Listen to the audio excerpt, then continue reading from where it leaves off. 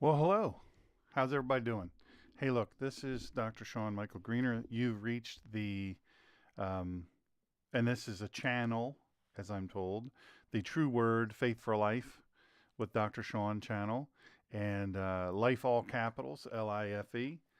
And today is going to be a little bit of a departure from what we normally do. And in this absolutely eye opening episode, by the way, the title of this episode, welcome, by the way, to all of you, whoever's listening, whether initially and on playback, I'll say this. If you could, I would love, thank you for your like there. I would love for you to like and subscribe and all that stuff because it's super, super helpful. So I really, really would love that. Um, Believe it or not, it makes a massive difference. And I know a lot of times people don't think that it does, but it definitely, definitely does. So I really, I would love it. I didn't put a scrolling ticker because I didn't know. You guys let me know. Hey, good afternoon. Oh, good afternoon. It's almost, yeah, it's almost afternoon. It's 11:46, so soon. Um, Good to see you. Thank you so much for joining. I'm honored that you would. And so anyway, couple things quickly. This is not going to be a typical podcast that I normally do. So, Unveiling 2013 to 2014, I'll explain that. Unveiling Saul Alinsky's Playbook Lessons for Today's Political Battlefield. That's the title of this episode. The channel title is True Word Faith for Life with Dr. Sean. So, there is some scripture at the end.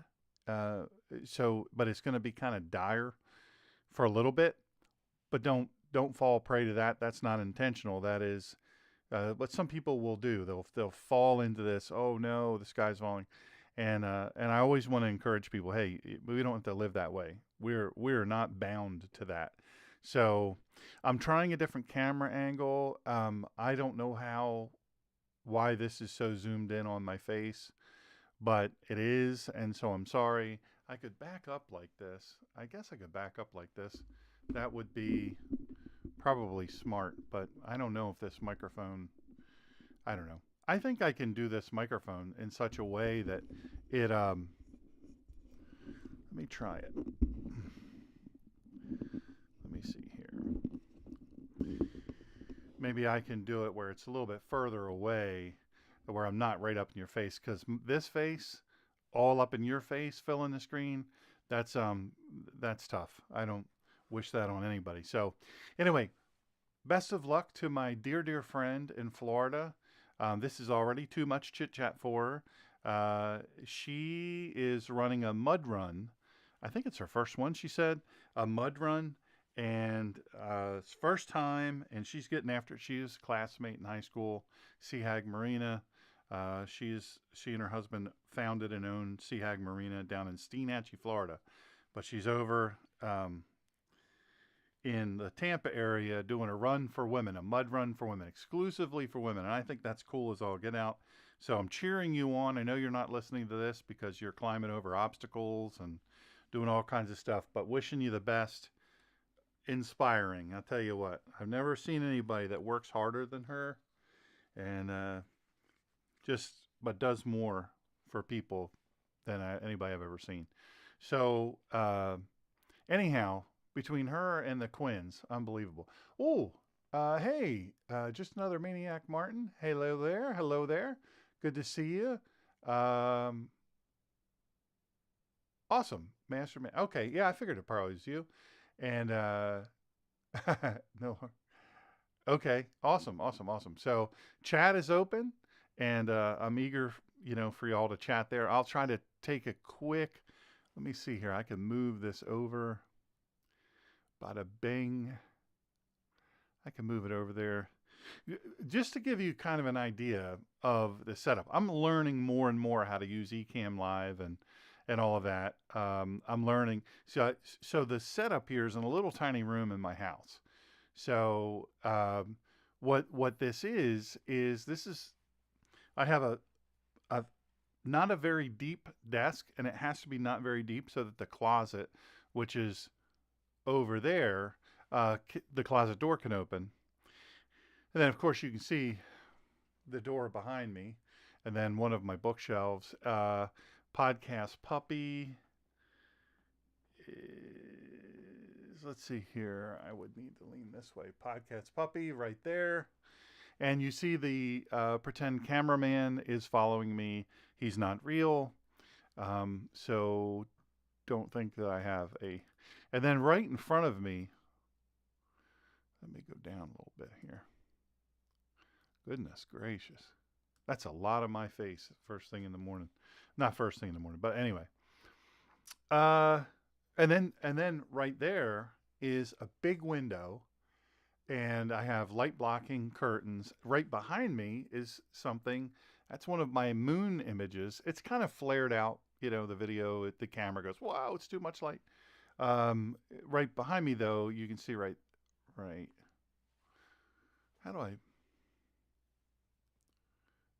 There is a shot of the moon my friend had made for me. And it's this light glow. You can't really tell because it's on the camera, but it's actually really beautiful. Podcast Puppy Micah is a mix between, Heather asks in chat, is a mix between a Jack Russell Terrier and a Black Lab. Beautiful dog. He's 50 or something pounds, I think. Maybe 40 something. I might have that number way wrong. He's an awesome dog. My dog before that I had for 14 years, her name is Buckeye. And she was literally, no offense to Podcast Puppy, but Buckeye was literally the dog of a lifetime. And 14 years I had her. She served as my service dog, and she went everywhere with me. She didn't care where it was. She didn't care if she loved RIDE. I have to spell that because if he hears it. He's not as much into RIDING as Buckeye was, but he's learning. He's learning. He's a little guy. He's 2 years old, and he's a rescue puppy that my son rescued. So thank you for asking, Heather, about him. He's so sweet. Well, 2 black and white little kitties. I bet they're fun to watch. They're beautiful. Kitty cats are beautiful. I had a cat for a bunch of years named Tigger, and he was a long-haired orange tabby. So anyway, chit chat, I know, drives my friend crazy, and I'm sure I'm working on learning how to do shorts. Now I don't know. I know there's YouTube shorts, but I don't know how to do it. And I think you do, I thought it was a minute, but that might be Facebook Reels. So I have to study up on that today and see exactly how to do shorts. Because I have a bazillion things I could do. Quick hits between, 1 and 5 minutes. And maybe that's easier for people to share. Because, and my friend told me, she said, I'm a little bit reluctant to share something. I don't have friends that would watch something an hour and a half long or 2 hours. That's what she said. And so as I think about it, many more of my friends probably are in that category than are not. So I should really think about that, my audience and all that, and create some content, break some things up, and all of that. So, I'm learning. I'm trying. I really am trying to do the best that I can for you guys and to generate something good. So if it's something that you want to share, if it's something that you feel like would benefit people, feel free. Now, I'm going to say this and then I'll move on. On the show description, the channel description, not show description, channel description. I realize now there's a difference. There are links to my social media that I participate in. There's Facebook, there's X, there's LinkedIn, I think. I think there's LinkedIn. Quora. And by the way, the photography, the thumbnail is usually my own photography. Today's is especially my own. Anyway, not for nothing. But there's links to everything, including my photography store and all that stuff. And then, but there's a link to Quora, and I write on some unique things on Quora that are they're pretty strong and powerful. And we have just under 4 million views there. So uh, it might be something you might be interested in. And you can on Quora, you can ask me a question, and I'll answer it on Quora. So, and there's millions and millions of viewers that view my stuff there. I think this month I'm up to 300 and some thousand views. So that tends to be where I have, at least a little bit of influence. And so I'm going to try to use Quora to help grow this, because this at some point might make money. And I need it to make some money for my family and, for my, raise money for my wife and all. I'm on a fixed income. So, I don't know how to do it. I don't know how to monetize anything. So anyway, so if you feel like sharing, if you feel like subscribing, feel like liking, love it. Thank you for doing it. Remember, none of the comments, if we're doing a live, none of the comments transfer over to once it's converted to a podcast. So anyway, lessons for today's political battle. Unveiling Saul Alinsky's Playbook, lessons for today's political battlefield. 2013 to 2024. Now, what's the number for? So the number is, I wrote part of this in 2013. My crash was in 2012. I published a book in, I don't know, mid to late, but I don't know. I don't remember when it was. I think in 2012. I have a brain injury, so I don't really remember the dates. But it was very controversial. So if you look on Amazon.com, you'll see me there. If you type in my name, Dr. Shawn M. Greener, SHAWN, and Greener is just like the grass is always greener. If you look there, you'll see me. You'll see the books that I have. And anyway, in that book, I explain some of these things because I studied Saul Alinsky. Saul Alinsky, Hillary Clinton, in her book that she wrote, she didn't write it, but whatever. Ghostwriter, she dedicated it to him or cited him. Saul Alinsky is a guy who worships Satan. He's a huge disruptor. He was sort of the original. Real quick, I got a lot of emails on this. I have 3 of the premium Bibles that I have. The Cambridge University Press, oldest printer in the world, printing Bibles. I have the New American Standard Just Reference Bible from them. I have the Humble Lamb Bible, the Shepherd Bible in New King James, and then also a reference Bible. And then I have the New American Standard Bible, Topaz Reference Edition.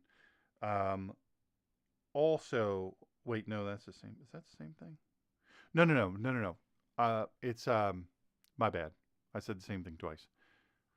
I don't have the Bible here. It's on the arm of my couch where I sit on the couch, and that's where a lot of times I'll read and study, and things will come to me. You might say, well, why don't you sit at your desk? I literally don't have any room on my desk. It's not the type of desk that it's what I had, so that's what I use, because I didn't think I was doing podcasting anymore. And it's so small, and everything is just shoved on it. There's no room to sit and write. Like, I do my Bible project at the kitchen table because I don't have room to do it here. Anyway, that's all superfluous details, I'm sure. Stuff you don't need to know. Anyway, or care about. But so the other Bible I talked about it yesterday on yesterday's podcast. It is a Zondervan product. I think Zondervan. I can't remember, but it's a premium Bible, but it's printed in China. It's a Thompson Chain Reference Bible in the I think in the New American Standard, and it's updated, but it is premium. Let me tell you. Also China, and we're gonna compare that one, the Cambridge edition, and the Humble Lamb. And so Cambridge edition is public; everything's done in England, and then the Humble Lamb and the Thompson Chain Reference Bible is done in China. Now I'm going to compare them, but all that said to say, I'm super excited. I have figured out how to do my camera in such a way that I'll be able to do it pretty easily. So you can see everything that I'm talking about. So when I walk you through all the different things, you're going to be able to see it.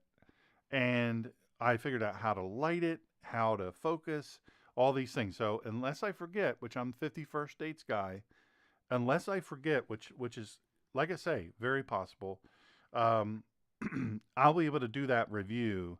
And I might throw in maybe a keyword study Bible, one of the keyword study Bibles, so you can see the difference. So I guess I do need to do. I don't know. I'll pick. I'll tell you what I'll do. I'll pick the most expensive non-premium Bible, um, and I'll put that in so for comparison, so you can look and see. Because I thought about that, and I thought, I keep talking about this, but I don't show it, just in quick little. Oh, look, and that way I'll do a Bible review, just simply a review.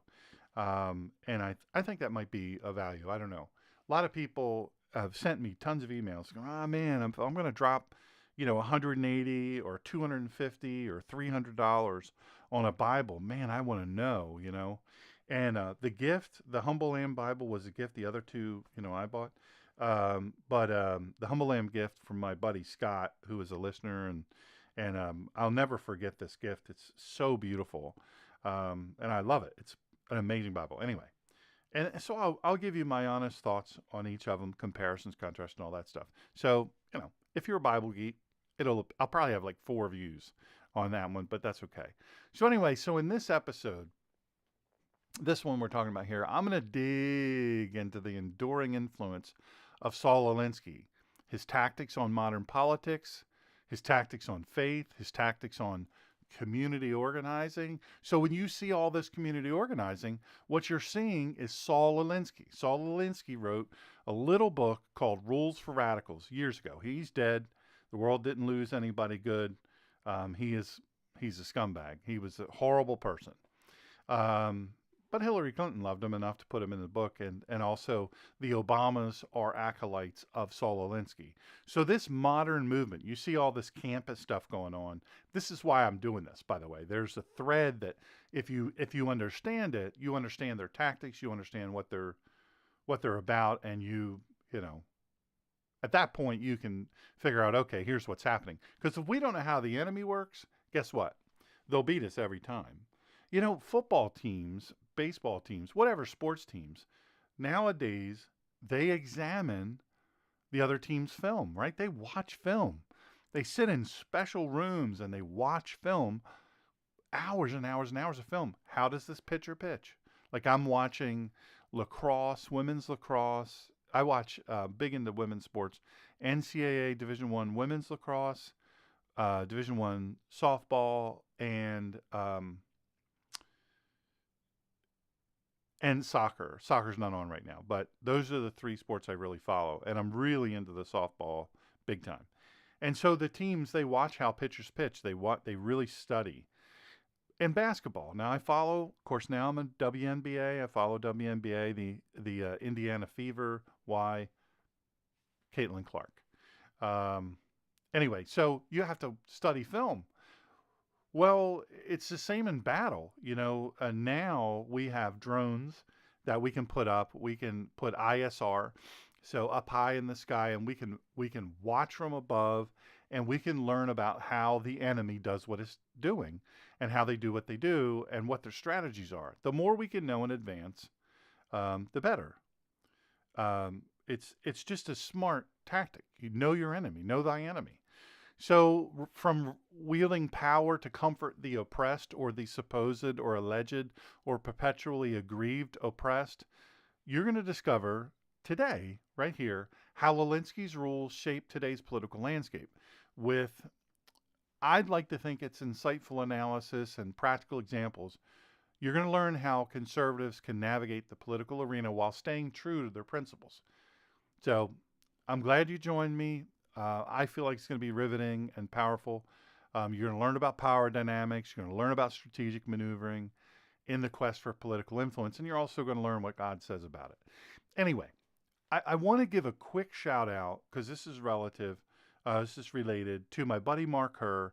That video did not get much traction on the channel, but it was early on, and I don't have a big following yet, so that's why the like and subscribe and share and all that's so important. All that said, and you don't have to share a specific video. You can share just the channel. You go up to the main channel page, and then you can share that channel. Anyway, so Mark Herr is the founder of the Center for Self-Governance, CSG. And he was on this show, and he's really phenomenal. Brilliant, brilliant man. He's one of the smartest guys I've ever known. Also one of the dearest people I've ever known. Love him. Love him like a brother. Anyway, so this is kind of along the lines of what he teaches, but he goes more in depth into the political aspect of it. Hey, listen, Saul Alinsky was a brilliant man. So I was going to tell you, 2013, 2024. I wrote most of this in 2013. People were reeling from the whole Obama when conservatives felt like, how did this happen? How does this guy win? The guy, he paid $112 million to keep his school records from a child all the way up through college. He was the editor of the Harvard Review, big time deal, and they legally blocked all of that from being able to be in view from the American public. They spent hundreds of millions of dollars blocking his background, blocking things that he said, college behavior, all these other things, information about his father and his stepfather, all of these things. They spent a lot of money. And so and I remember where I was down in Florida, a dear lady and a patriot. I was with her. We were doing part of my book tour, and she was traveling around, and it was very interesting. We were at her home, which was a stunning home, and we were watching on this gigantic screen. And I think we had a bunch of patriots there, and I have to tell you, it was devastating when now we didn't put the best guy up, the best team. Let's face it, it was kind of a throwaway. I don't know why. We had better people. I don't know why we went the way that we did, but we did what we did. And the bottom line is we lost. We got pummeled. Now, was that all fair? Was that all true? Was it all free and fair elections? I don't think so. Can I prove it? No. But, since then, we've proven. If you watch 2,000 Mules by Dinesh D'Souza, met him, wonderful man, sweet and wonderful man, hardcore believer, also genius. And the work that he does is phenomenal. 2,000 Mules. Gotta watch it. Anyway, that's all I'll say. He doesn't know I'm saying that, but I'm sure he doesn't mind more eyes on that. It's free to watch. So anyway, Saul Alinsky, brilliant guy. He was evil, but he's brilliant. And we have to understand part of one of the problems that we have. Hey, Angie, good to see you. Thanks for joining. How wonderful to have you here. Appreciate it. Everybody in chat, everybody watching, even people that aren't participating in chat. Thank you for the 2 likes. I appreciate that.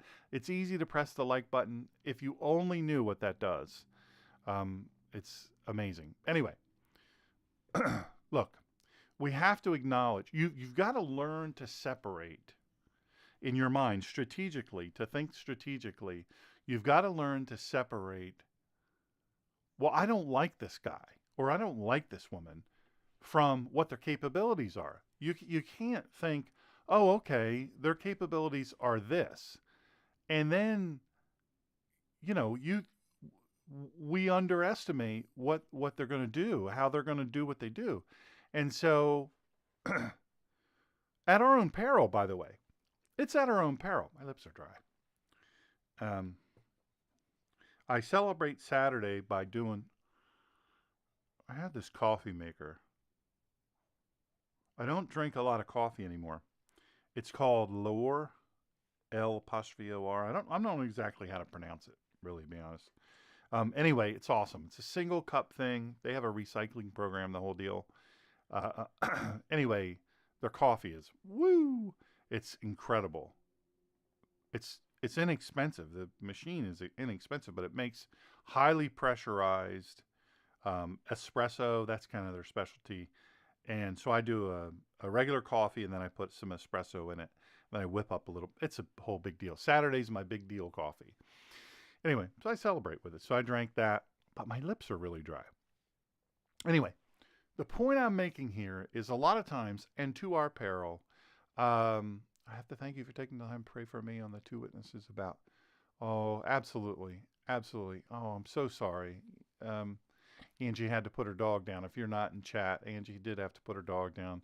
On the Two Witnesses live show, we talked about that. And I have to say, I've had to put many dogs down, but the hardest one ever, was my dear beloved Buckeye. The dog I love more than most people in my life, to be honest. 14 years with her. And when we had to put her down, oh my goodness. My daughter flew here. My daughter's, as you know, a veterinarian in Georgia, and she flew here last second to be with us and to help us through the process. It was horrible. So I understand. I have a dear friend in Delaware who is a painter. She used to come to our KLA. She painted me a portrait of Buckeye from one of the pictures that I had taken of her. I took 1 million pictures of Buckeye, and it was just so precious. It was such a precious thing. And she's a precious lady. She's a retired physician, but also a painter. And wow, did that ever touch my heart? And I actually put that picture right by my television in the living room. So anytime I see the television, I see her, and it so touches me. Oh my goodness. It is super hard. It is an amazingly hard thing. If you're not a pet person, if you're like, I'm not really a pet person, I don't understand what the hullabaloo is. Well, because you're not a pet person, it doesn't make you less of a person. It doesn't make us more, loving or kind. Some people are pet people, some people aren't. I happen to be a pet person. I love my dogs. And I had a cat that I've had other cats, but Tigger was amazing. Tigger thought he was a dog. Putting Tigger down was brutal. So, yeah, it's tough. And so I just pray that Heather can identify. She's an animal. I'm not shocked, really, Heather, that you're such a kind and loving person. I'm not shocked about that. Now, that is not to say that there aren't kind and loving people who just don't happen to be animal people. And so I'm always, I always kind of understand why some people aren't. I get it. I know people who have the most stunningly beautiful homes, and they don't have pets because they say, hey, we like to keep our home neat as a pin. That's just what we like. Clean, uncluttered, neat. I love that. I love that. I want to achieve that. I just suck. I'm telling you, I suck at it. I don't know how, nothing to do with the podcast, by the way. I don't know where to start. I forget what I'm doing halfway in between, which is the brain injury. I know. I used to be obsessive compulsive. Before I got married, oh my goodness, obsessive compulsive about clean, neat, tidy, everything in its place. I didn't like a bunch of stuff. My wife wishes I would get that again, let me tell you. Anyway, back to Saul Alinsky. We've got to acknowledge when people have strengths. And we did it with Obama. He was, to many, apparently many, very charismatic. And a lot of people said he was a great speaker. I didn't think he was either one. I did not think he was either one. Now, friends of mine were on his Secret Service detail. Guys that worked for me at one point in time, worked with me in my other life. And they all told me the same thing. They said, they just couldn't not like him. He was affable with them, and he was appreciative to them. Michelle, on the other hand, woo, same way with Hillary Clinton. It's hard to say who they disliked the most between Hillary and Michelle. But Michelle, very fake. The red light's on. She's like, hi, I love everybody. I'm so friendly. I'm so normal and just like you. Not true. Not true. If you knew how they lived. So, but we have to acknowledge when they have strengths, we have to acknowledge those strengths. We have to say, okay, I get it. I get it. They have strengths, and I absolutely have to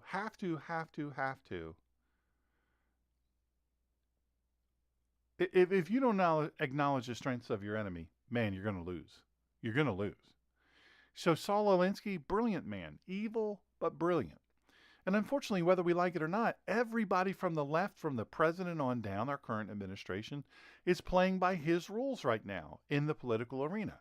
Not all liberals have read his book. Not all liberals know his name. But his tactics, listen, folks, they've become universal. And sadly for conservatives, when two evenly matched forces go head to head outside of a fairy tale, the side that tries to play nice usually ends up with its head in a box. Now, don't hate me for that. You can hate me if you want. I'm just telling you that's generally how it goes. In fairy tales, the nice guy or the nice girl wins because they're writing a fairy tale. But generally speaking, especially in a high stakes arena like politics, the nice guy ends up with a head in a box. So don't lie or become an evil person like Alinsky, but learn from what he wrote and give the left a taste of his own medicine. Always remember the first rule of power tactics. By the way, Mark Herr of Center for Self-Governance teaches this better than anybody I've ever known. Honest to goodness. Spends a whole day on power versus control. What's the difference between the two? And he defines them in such an amazing way. Anyway, power's not only what you have, but it's what the enemy thinks you have. Now, the second rule, let me go back to that. It's power is not only what you have, the power you have, but what the enemy thinks you have. So when China and North Korea, when they do these big parades with these giant missiles, literally thousands of missiles going by and tanks going by, many of them are made out of cardboard. Many of them are not real. Now, we can't bank on that. We absolutely can't bank on that, but many of them aren't real. I'm just telling you the truth. I know this firsthand. Many of the ones that go parading down the street are not real. In many cases, many of the guns, they have to shuffle the guns that these people are marching with because there's tens of thousands of soldiers marching and they don't have enough guns for everybody. So, they shuffle them back. But we can't bank on that. But they're working off of that. Power's not only what you have, but what the enemy thinks you have. Now, the second rule, never go outside the experience of your people. Look, you know what your strengths are. You know what your weaknesses are. You know what things you can train into. You can train into turning that into a strength. And I'd say always work on your weaknesses. Always try to improve them. But when it comes to war, when you're in battle, listen, you've got to stay within the experience of your people, whoever's working with you. You can't put them over. I made this mistake in business a million times. I had guys that worked for me that I thought, man, I'm going to turn this business over to them and let them run with it. I paid them between $4 and $20 more an hour than what everybody else in the business was paying. In executive protection team, I paid people thousands of dollars more per day, 1,000 to thousands more per day to work for me because I said, hey, I want them to know what they're worth to me. And I don't want that to be based upon, the daily rate. The daily rate is, it's why they call them mercenaries, but they're not really mercenaries in many cases. But they need to make a certain amount of money. It's very dangerous work. So, I would pay them extremely well because I wanted to respect them, but I also wanted to retain them. What I learned was that doesn't always work. And in one of my other businesses, I poured into one of my employees and paid him way more than invested in schooling and certifications and all these different things. And he left because he wanted to go be a dive instructor. God bless him. He did what he wanted to do. But I thought, and then when I was in the crash, he left the business. He was like, oh, I'm sorry to leave you at a time like this. I know the timing is bad, but see ya. Meanwhile, I'm in a hospital bed. Anyway, never go outside the experience of your people. No, never go outside of the desires of your people. If you know that they're not bought in, if you know that they can't do it, they don't want to do it, don't put them in a role where they have to do it or they won't do it, and then you'll miss out. So the third rule, maybe 3.5. Whenever possible, go outside the experience of the enemy. Here you want to cause confusion, fear, and retreat. So okay, in learning about the enemy, you have to go and you have to go, okay, I need to learn all I can learn about my enemy's capabilities, right? I need to learn everything I can learn about my enemy and what they can do and what they can't do. I have to learn this. This is just simple stuff. I have to learn it. So I'm gonna. Okay. So in learning that, you say, okay, they're great in this area, maybe artillery. They're great in artillery, but they're not great in positioning. They don't position their assets a certain way. They really put people in the wrong place. They leave a flank open. Well, in politics or in anything that you do, you can learn what the people who are opposed to you, and there are people that are opposed to you in every walk of life. And you think, why would they do that? I'm just doing my thing. I'm trying to do a thing. I'm trying to do good. And why would these people do this? Well, you have to understand that some people are like that. They're oppositional people. So you learn what their experience is and what it's not. And then wherever you can, if your strengths are a certain thing, you can go outside their experience. And what you're trying to do is you're trying to cause confusion, fear, and retreat. So you want to overload them with this. So the fourth rule is make the enemy live up to their own book of rules. Man, oh man, make the enemy live up to their own book of rules. I just want to tell you, this is so hard. This is so hard. Why? Because in politics, the left owns the media. They own the media. The left is the media. They have the media. They have the colleges. They have all these things. They have it all because one of Alinsky's principles is put people in every place that you can. Any elected role, put them in there. They'll grow. They'll grow through that. That gives us influence there. Put ultra leftists in kindergarten teaching roles, preschool roles, because then they can teach these kids as they go. They can influence and infiltrate in all of these areas, all the way up to heads of the universities. And we see this happening. We see this happening in MIT, really one of the greatest learning institutions ever known to man. It is where inarguably some of the smartest, most inventive and creative people have gone. But it's not that anymore. UCLA, USC, even University of North Carolina, University of Texas at Austin, all these different places, Harvard, Yale, it's just rampant. Well, those people are using these techniques. And it's so hard to make them live up to their own book of rules because they own the press. And so what do? They'll protest. They'll throw stuff. They'll douse police officers in poop. Yeah, believe it or not, it happens. Happens all the time. They'll throw water bottles, frozen water bottles. Why do they freeze water bottles and throw them? Because when they throw them, they're a weapon. But once they melt, it's just water. You think, well, what's this? Why do they carry skateboards? Why do they carry umbrellas? Why do they do all these things? Well, these gigantic, super expensive, like $200-300 umbrellas that you see them using, when they flip out that umbrella, what you see them doing is they sharpen the tip on the end. They don't do it. Somebody else does it and gives it to them. They're super reinforced umbrellas, and they'll put stuff on the umbrellas that are irritants. Well, it's also to block anything coming in, like a tear gas canister or sprayed tear gas or batons. It keeps you at a distance, and it blocks you. They can't see you, so the police can't see you. Well, as soon as the police breach that barrier, or whatever barrier they've created, the skateboards, let's talk about skateboards. Look real close at the skateboards. The skateboards have nails in them. They drive nails in them. What should we be doing to combat this? The left is great at organizing and sticking together. What can God's people do to combat? And this is exactly what this is for. I'm going to explain all that. That is a phenomenal question, Angie. Thank you for asking that. So, if we know there's such a thing as an echo chamber, right? The left's echo chamber is all of media. It's all of media. So that's to our advantage, because if they're all listening to that same thing. Now, many would say, well, our echo chamber as conservatives, I'm pretty libertarian, but like probably very libertarian for most. But so we look at the Fox News. I'm not an apologist for Fox News. I'm just saying Fox News, people would look at that and go, oh, okay, that's your team. Well, in reality, it's the most watched network in the world.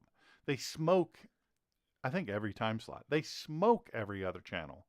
Sometimes they beat all of the other channels, CNN, MSNBC, NBC, all of them combined. They smoke them. So you would think that that's a majority following, so then we think we have the big win because Fox News has this massive following. Here's the reality. They have sewed up, the left have sewed up all of the media outlets. So making them live up to their own book of rules, pretty tough. I said all that to say this. As soon as police officers break through that initial barrier and they start, they start to win. Now, this isn't Islam. This is a tactic of Islam.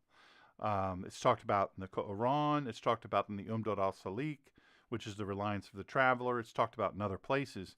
It is a tactic of Islam. And what they do is as soon as they lose the advantage, they say, hey, ceasefire, ceasefire. We want, blah, blah, blah. Well, the reality of it is they're just doing that to rearm. They're just doing that to, figure out how they're going to do their next step. That's what they do. That's reality. So the police have to learn to not stop, to not ease up. But here's the thing. You look at the guy out in California, I think it is. I'm sorry for forgetting this, but there's a story about he's under review. The chief is under review. He's been put on administrative leave because of his leadership in clearing out these campuses. And it's unfortunate. Well, what the left does is they just gang up. They make a bunch of complaints. And they say, oh, this person's terrible. This is the worst person ever in the whole wide world. They're Hitler. They're Nazis. That's what they love to say. And what ends up happening is the person loses their job. That's just how it works. So how do we combat that? We say, okay, we're going to create our own news outlets. So we're going to populate the news outlets that we can influence with good quality journalists, investigative journalists and on-air journalists, all of these things. We're going to do that. Hillsdale College, again, they don't know I'm saying their name. Liberty University, Regent University, all of these places, Grand Canyon to some extent. They're great places where they're training just utterly amazing people to be journalists, real journalists. And so we've got to get them into positions of influence. Sometimes you got to get them in the position of being influenced by being kind of cagey about who you are.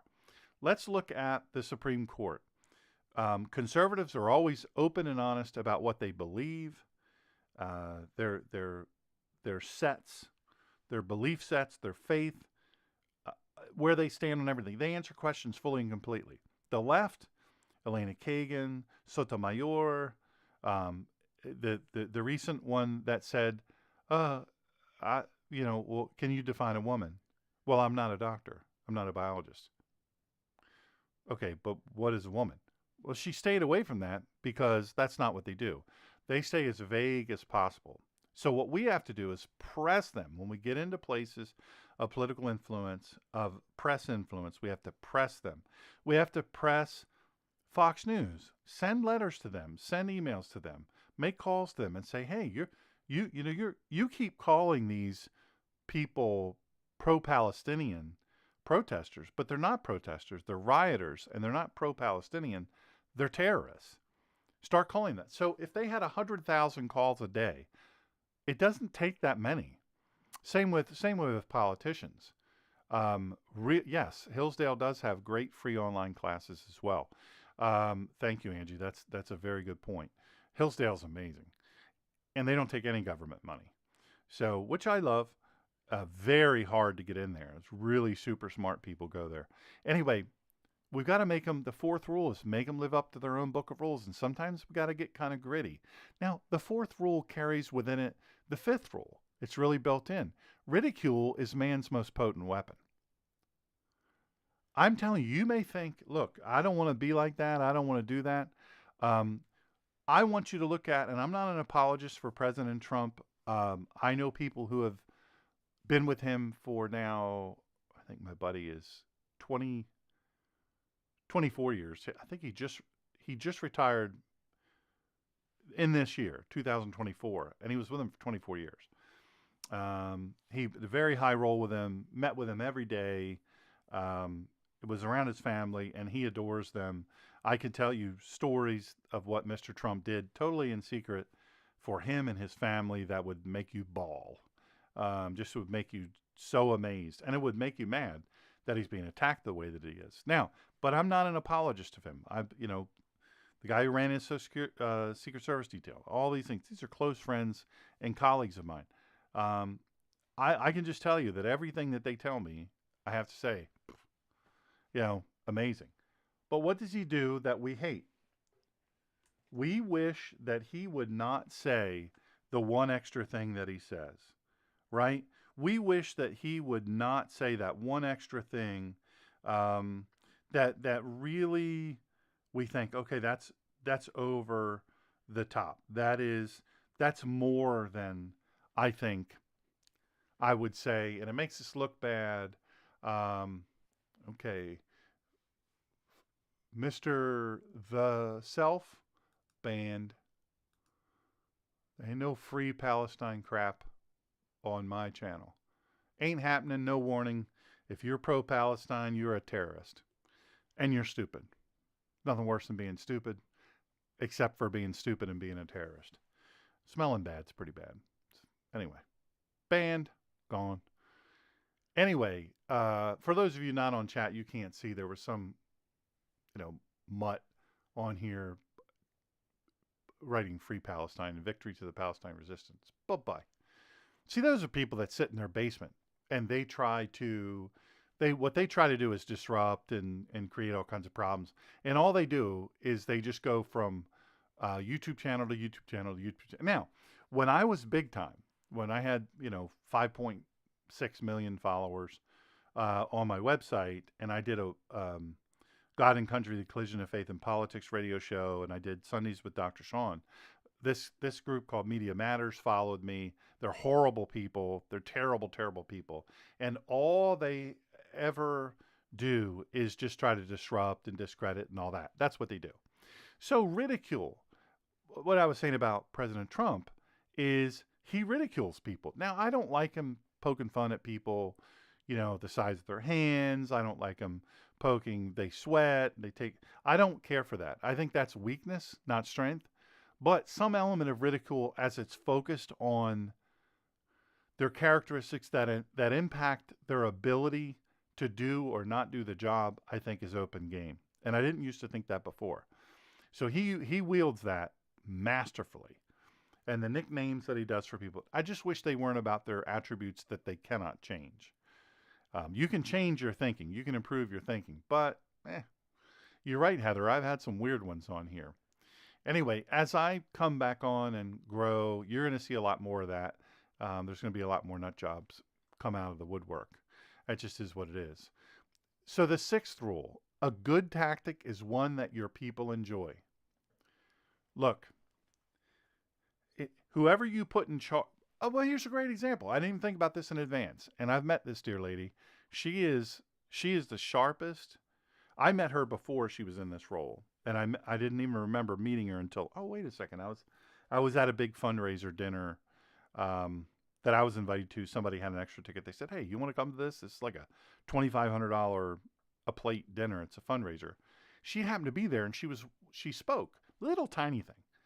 Kayleigh McEnany. I thought Dana Perino was one of the best I'd ever seen. Prior to that, Tony Snow, I thought, devout believer, lovely human being, sweetest man, so smart, died at a really young age of cancer. Cancer chased him down and chased him down and chased him down, and I miss him. I met him, I knew him, I spent a fair bit of time with him up at Fox, and I can tell you, lovely human being. Lovely human being. May God rest his soul. Anyway, Kayleigh McEnany came along. Holy moly. This little tiny blonde thing, good Lance. She, oh, the left want to come after her? Oh, she prepared. She has a binder for that. Oh, you want to say this? You want to lie here or there? Oh, okay. I got you. Boop, boop, boop, boop, boop. Right? Okay. Here's some truth for you. Boom, boom, boom, boom, boom. Counterpunched. She was the best. She was the best. I'm telling you. We have not had one like her. So, but she loves, remember the sixth rule is a good tactic is one that your people enjoy. She loved doing what she did. She was so flippin' phenomenal at it. And now you see her on, and look, she has been through so much. She, you know, she medically, she's been through so much. You can't believe the stuff she's been through. And she just comes through it smiling, but tough, tough. And she loves it. She was so good at it because she loved it. Now, the seventh rule is a tactic that drags on too long becomes a drag. My podcast, I sometimes feel like, well, they drag on too long. I agree with my friend in Florida, the diiiiig friend, because sometimes I do go on too. But I get to thinking this is a conversation with me and my audience, and I want to be real and approachable. I want to be who I am so you can feel comfortable approaching me and interacting. I want to create a community. So sometimes I do that and I think, well, maybe people don't love that so much. But any tactic that you do, an example is the college campus, encampment, blocking roads, right? The left does that. You do it once, that's the wacko environmentalists that go and destroy priceless works of art. But they're idiots. They're idiots, and people hate them for that. When you block a road and regular people are having to go to work, that tactic is old now. And where the people are getting out of their cars with baseball bats and saying, I'm going to do one of two things. I'm either going to hit a home run with your head, or I'm going to drive over you with my van or my truck or my car. And I'm not going to lose any sleep over it. Take me to court, do whatever you want to do. I don't care. But you're probably going to be dead because I got somewhere to be, and your stupid protest, I don't have time for it. They chain each other. They chain themselves to each other across the road. They glue themselves to the road surface. They do all these things. Yes, they do this. What drags on too long, it becomes a drag. Now, the eighth rule, keep the pressure on. You might say, well, you just said the seventh rule is a tactic that drags on too long, becomes a drag. Different strokes here is the eighth rule is keep the pressure on. If it is working, keep grinding, keep pounding, keep doing the thing until it becomes a drag. If it's working, do it. If it has power and influence, do it. YouTube people say that I should be deleting videos let's see here. Oh, how'd you get back on here? Boop. Boop. Banned again. People, let me put it to you this way. Let's see an example here. Okay. No, I have the perfect example. Just came into my head. Say what you want about DeSantis. The man is a phenomenal governor. He is a phenomenal leader. I met him, I think in 2012 or 2013. He was very new in the political scene. Met him and his wife, also at a fundraiser. It's amazing. Lovely human being. I remember commenting to the friend I was with, he sweats like nobody I've ever seen. But man, oh man, is he smart. So smart. He's just a doer. He gets it done. He leads. He doesn't care about your slings and arrows. He keeps the pressure on. He's a guy who says, we're doing this. Come hell or high water, we're doing it. Oh, you want to come here, China, and buy up a bunch of land in Florida? Guess what? We're going to pass a law. Oh, you want to have drag queens come in and do shows for kindergartners, first through third graders?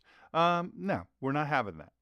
And putting the pressure on and keeping the pressure on the different universities that are there, saying, no. If you're a state university, if we wield any influence over you at all, if you receive any state money or any federal money, guess what?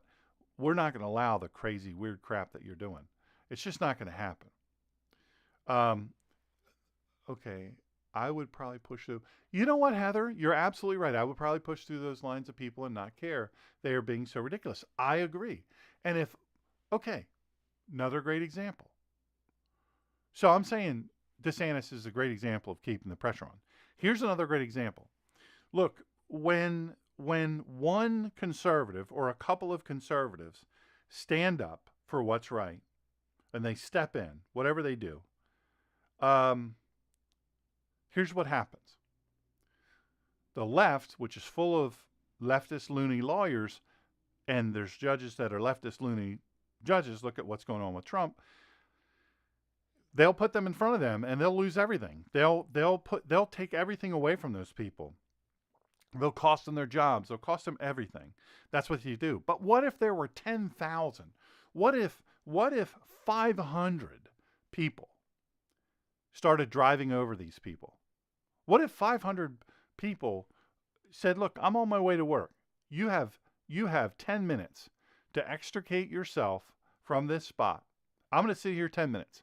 After 10 minutes, the truck's going in drive, the foot's going on the skinny long pedal on the right, and where you end up, I don't care, but you don't block me on the road." Because guess what? The police are not going to enforce it. They're not. They're not going to enforce it because they're being told by the people that run them, the political people that run them, no, we can't do that. We can't have a picture of you beating up on these people. You've got to be gentle. You got to be kind. You got to be patient. You got to have medical staff there and you got to know how to get the glue off the road surface and how to unchain them from these PVC tubes and all these things. You can no longer, readjust their cranium with your illuminated, your pipe-shaped illumination device. You can't do that anymore. That's just, you can't do it. They're idiots. They deserve to be throttled, but, you can't do that. Well, but if there's 500 people, citizens there, say, hey, we're done with this. We're done with it. We're not putting up with it. And boom. You know how many more you would have? You might have one or two. You'd have one or two more things like this. When they try to destroy the Constitution and different things, priceless and irreplaceable artifacts. When they deface sculptures that are worth not even hundreds of thousands, millions of dollars, it's one of one. It's a bespoke statue, and they deface and ruin them. If they got throttled, if they got tuned up, they got beat up by conservatives, guess what? They might do one or two more. Then we need to add to our numbers. You say, oh, you're advocating violence. What I'm advocating is an effective response. The effective response is not talking to them or letting it go. So here we go. 8th rule, keep the pressure on. Sometimes that's difficult. Sometimes we don't have the patience for it. The 9th rule, the threat is usually more terrifying than the thing itself. Man, oh man, is this true.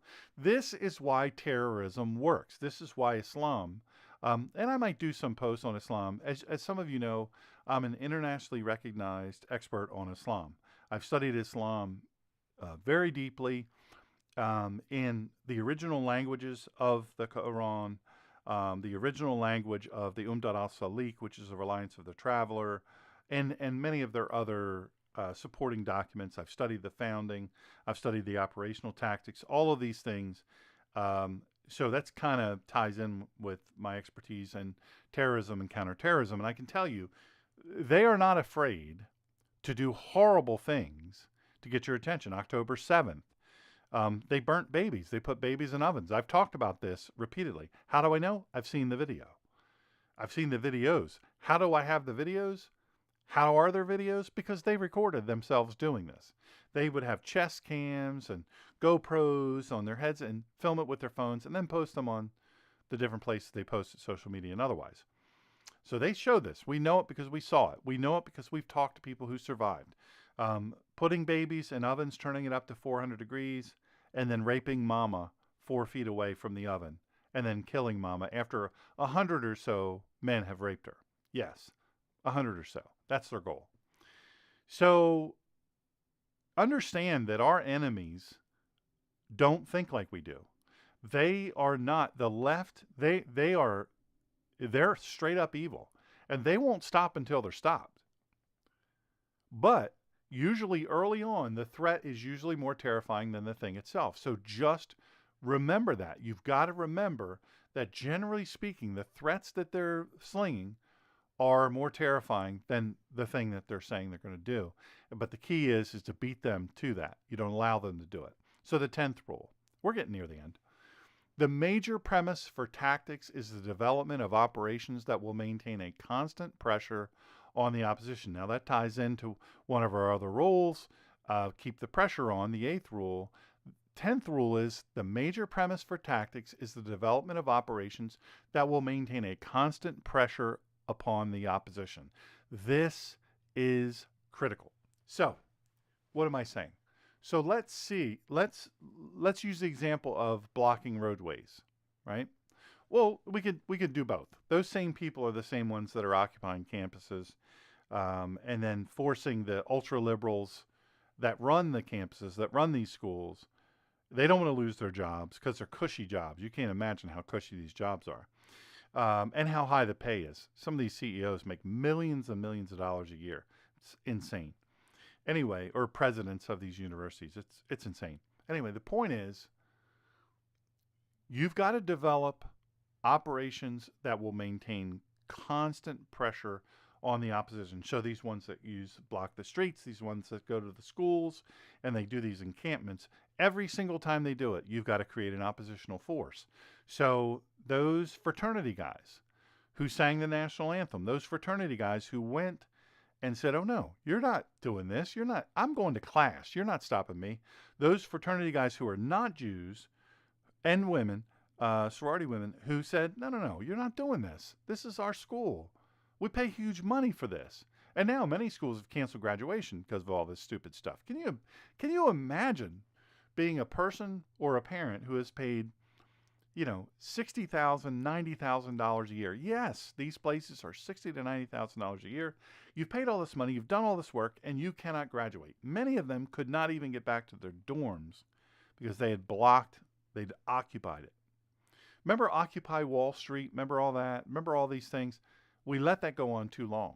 So we've got to create tactics and operations that put the pressure on and keep the pressure on. So every time one of these encampments, you have one or two pops up. It's called the broken windows theory. Anytime one or two of these little tents go up or they start occupying an area, you immediately react. You immediately, boop, off you go. Can't go. You're not staying here.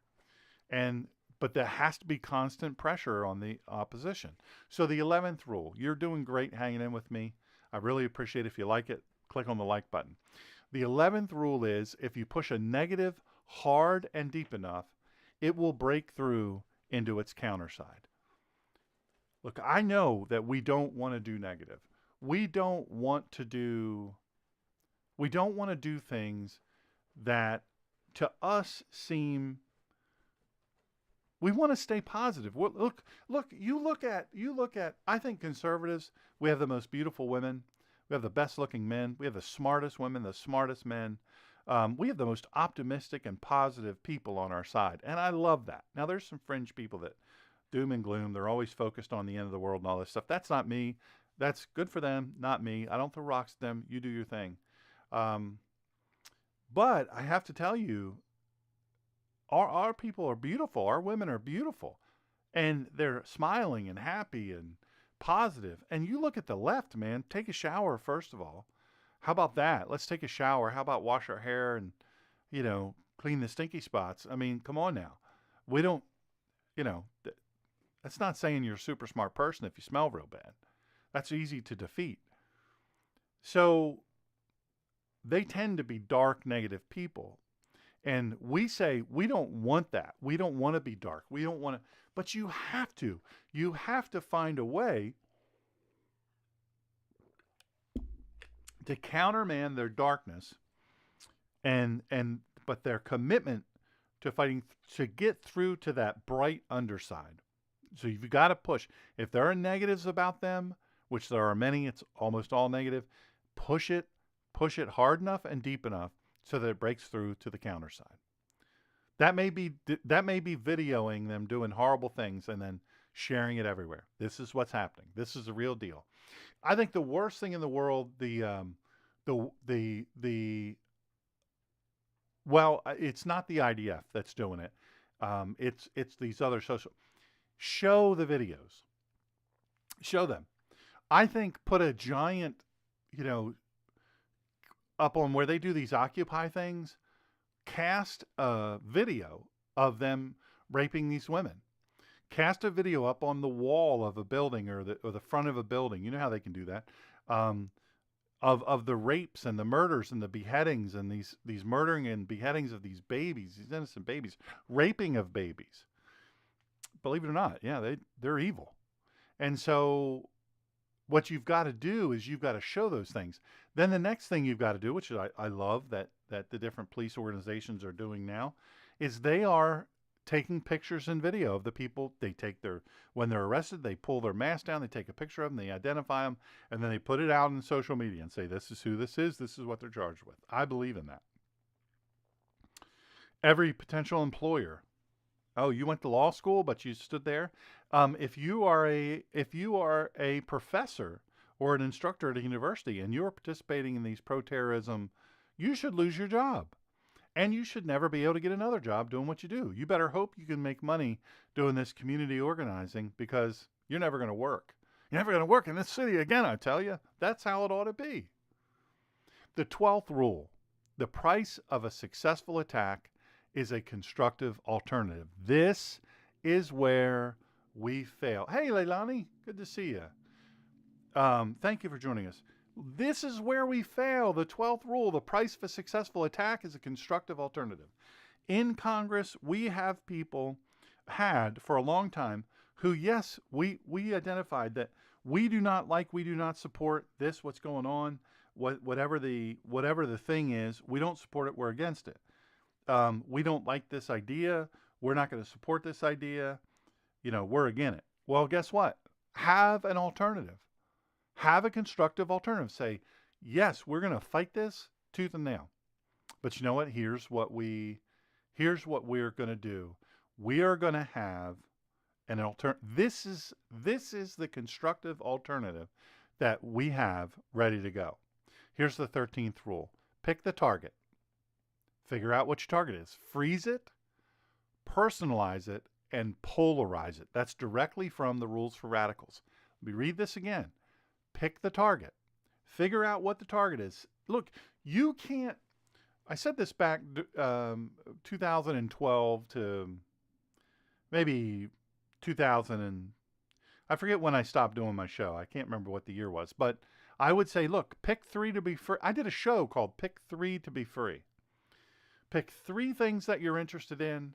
Learn all you can about those 3 things. Don't concern yourself with all the other fringe stuff outside of those 3 things. Learn it, and then develop a constructive alternative. So in order to do that, you got to pick the target. Figure out what your target is. Freeze it. You're locked in. Personalize it and polarize it. Use all of the tools that we have available to us now that we didn't used to have before. Use all the tools. Every single one of them. Don't be afraid to do it. Pick the target, freeze the target, personalize the target, and polarize the target. Now, remember what I said about power. Power's not only what you have, but what the enemy thinks you have.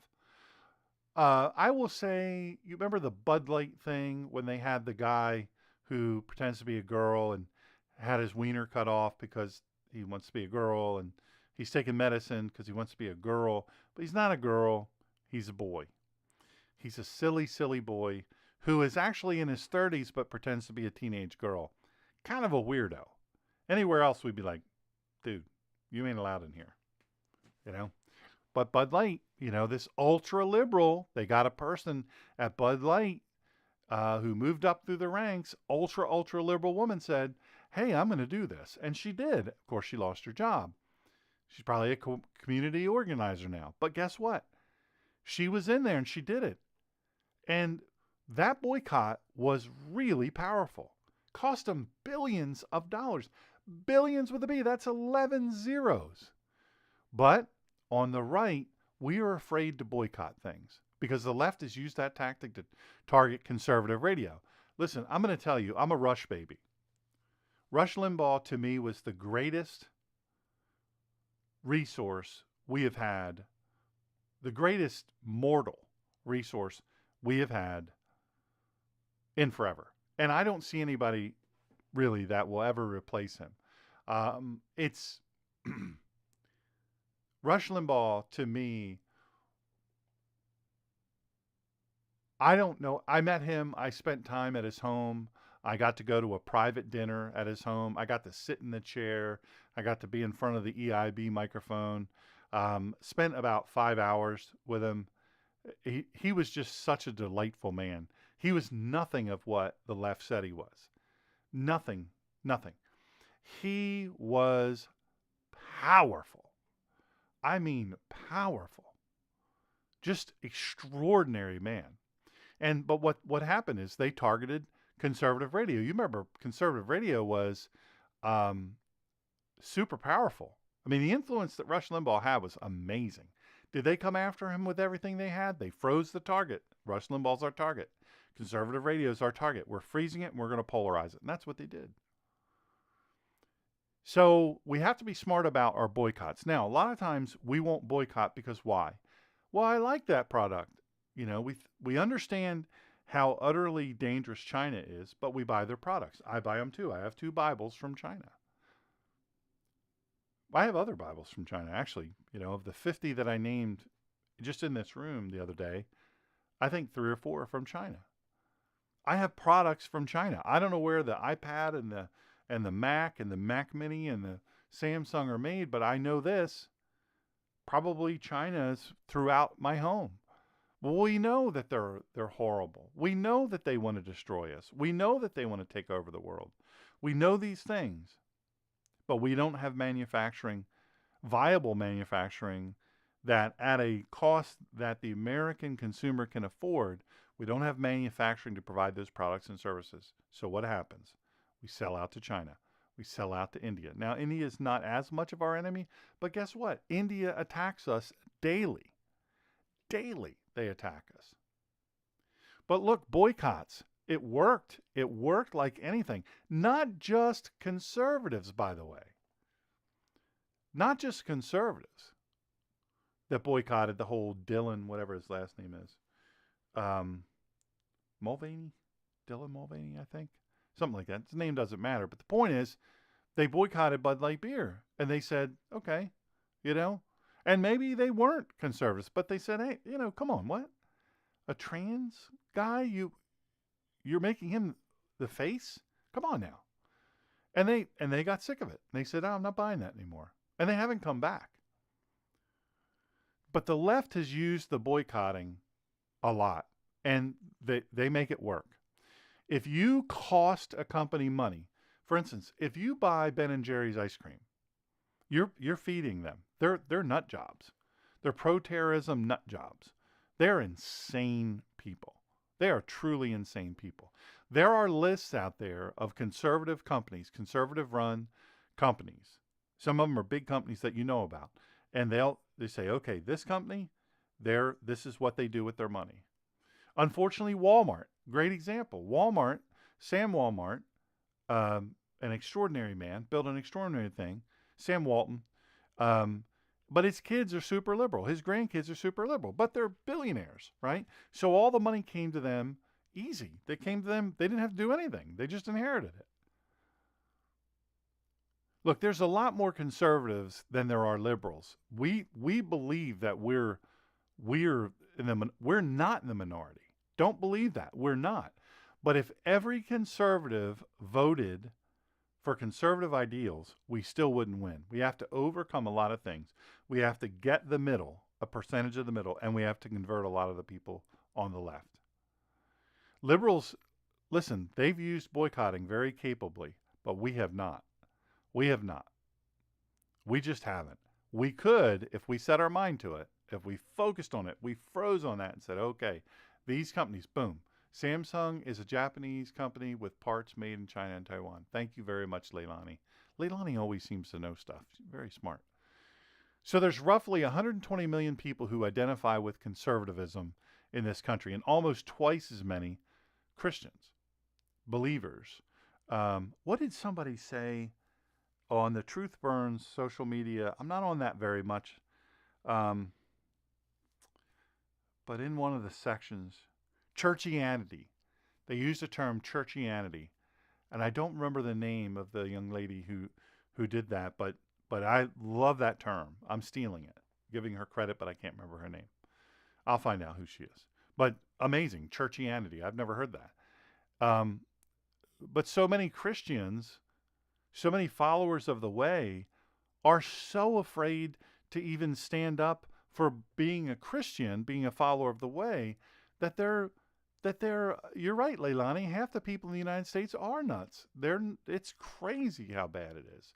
But the point is there are a lot of believers. Now there's some nut job believers, let me tell you. There's some nut job believers. My goodness. Woo! Way off the end. Way off the end of the spectrum. So when there's threats that Christians and conservatives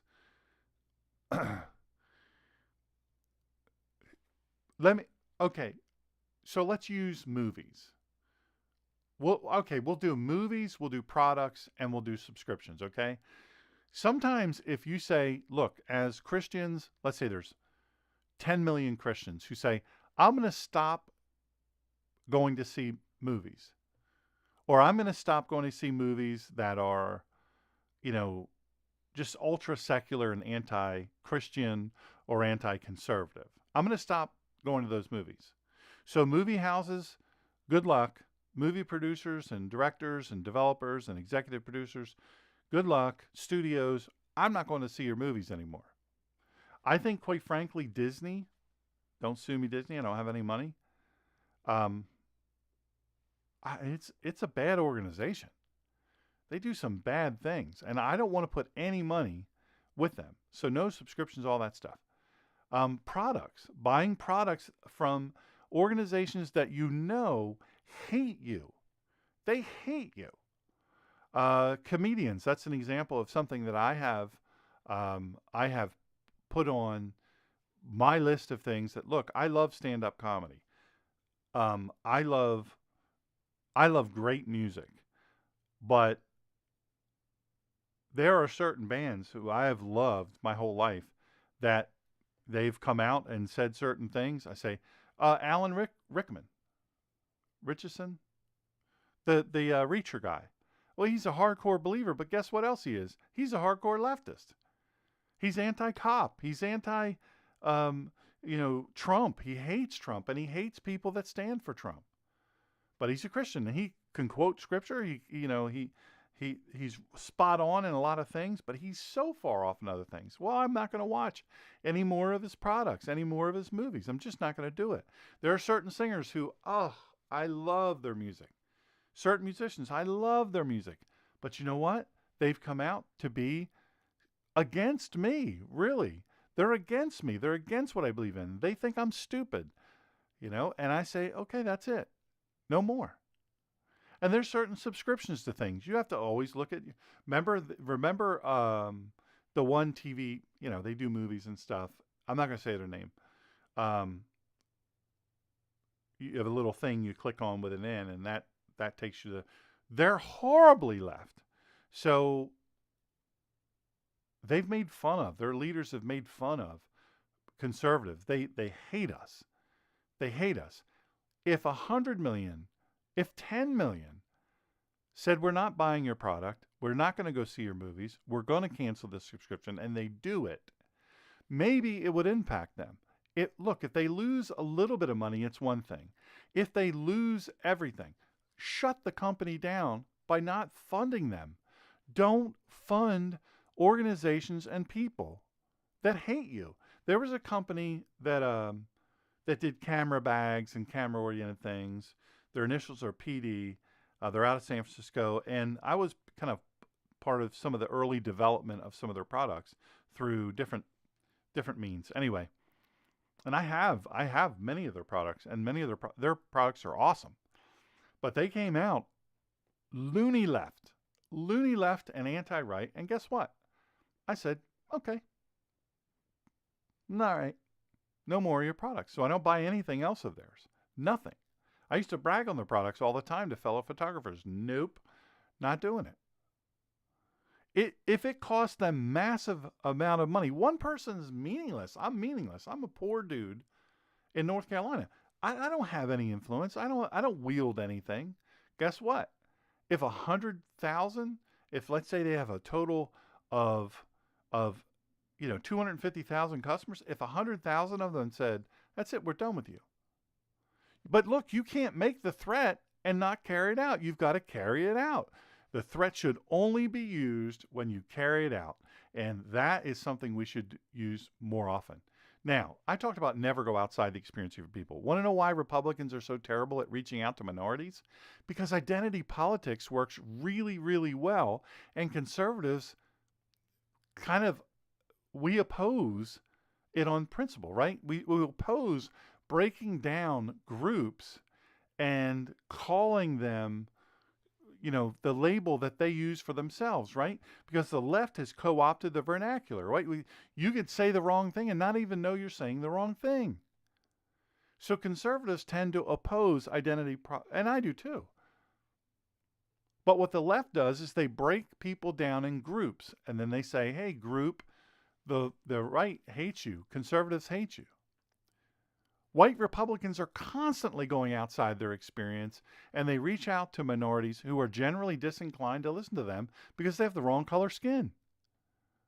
When the GOP accepts reality, real reality, and they adopt the tactics of the Democrat Party and they start paying off our own Sharptons and our own Jesse Jacksons to reach out to minority groups and call Democrats racist because they are, we'll start making inroads. We'll start making inroads in the minorities because for the first time in decades, I'm telling you, I really think, for me personally, I think one of the aspects about Trump that's so appealing to minorities is he's real with them. He was only ever called a racist when he came down that escalator as a Republican. If he'd come down that escalator where he and beautiful Melania. Oh my gosh. You have no idea how beautiful this woman is. Just stop you in your tracks, beauty. When they came down the escalator as Republicans running for president, all of a sudden he's a racist. All of a sudden he's doing all these things. Now, this whole payoff thing, Stormy Daniels, all that stuff, I don't believe any of that stuff. Because I know how it works around him. I knew how it worked around him before he became president. I know so many people on his security team. I know people that led the security team. I know how many levels of people you have to get through to even get next to him. And I also know how many people are around him all the time. The likelihood of it. Now, you say, well, why does he pay them? Why doesn't he fight them? You see what's happening now. Stormy Daniels recanted her whole thing, by the way. And then they paid her more money. Left paid her more money. So, okay. She's a failing, washed up adult film person, porn person. She likes money. She doesn't care what she has to do to get it. She hates him. She wants to destroy him. So guess what she's going to do? Just like the judge in New York that's avowed hates Trump. Avowed Trump hater. Anyway, being real with people of different, inviting them in and saying, hey, this is what we're about. We want you to understand this is what we're about. We don't just say it, we do it. So wherever possible, go outside the experience of the enemy. What I'm trying to do is tie this up for you. Wherever possible, what's this mean?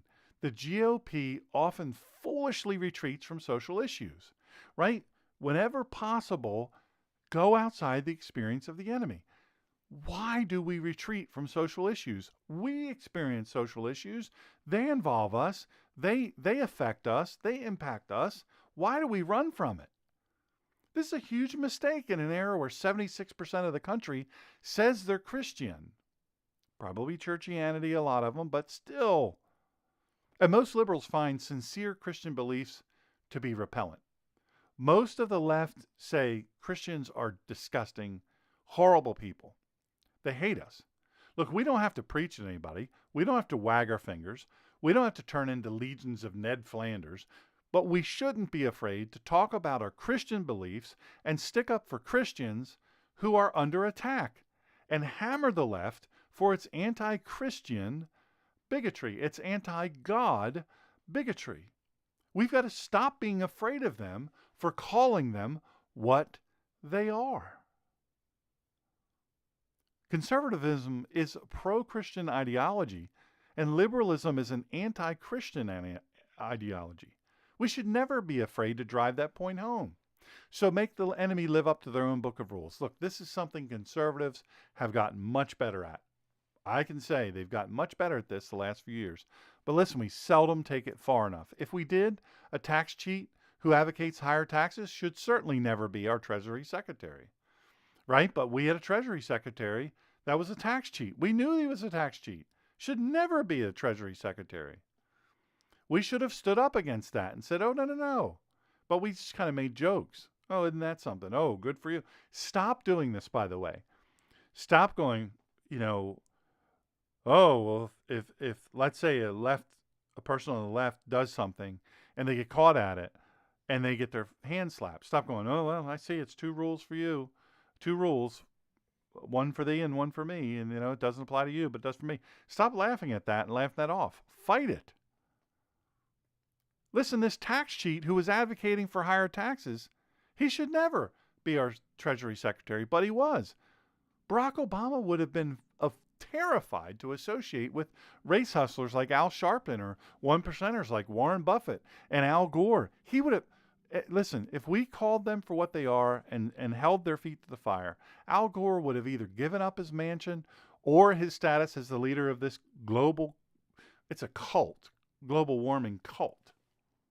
So on to ridicule as man's most powerful weapon, most potent weapon.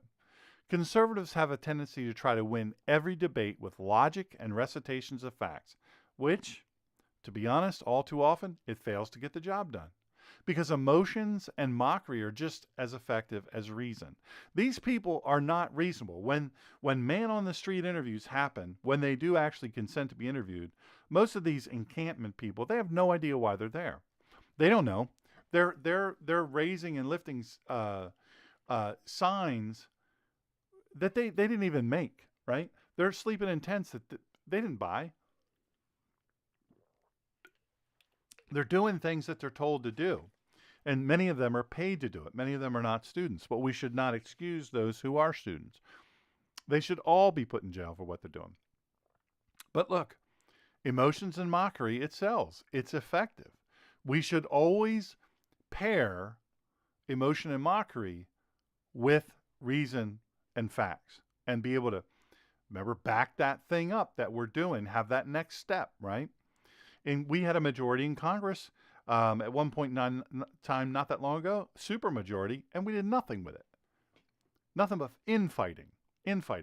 As a constituent, if your representative is doing nothing but infighting and causing problems, let me tell you what. I've got to tell you, it's the bottom line is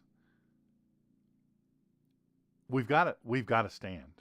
We've got to stand. We've got to be unafraid. We've got to say, hey, you know what? GOP or conservative politician, I want you to stop with all this. Send them a letter. Call them. Flood the lines of Congress and say, I'm sick of it. Stop trying to kick somebody out all the time. Marjorie Taylor Greene, she has her good parts. She has her good, things that she does. And she also has some really, really terrible things that are just a waste. They're just a waste. They're just trouble. Matt Gaetz, same, and others. We got to get the ball across the finish line, folks. November 2024 is right around the corner. It's closer than you think. It's the most important election we've ever had. So the good news is liberals almost never have logic, by the way, on their side.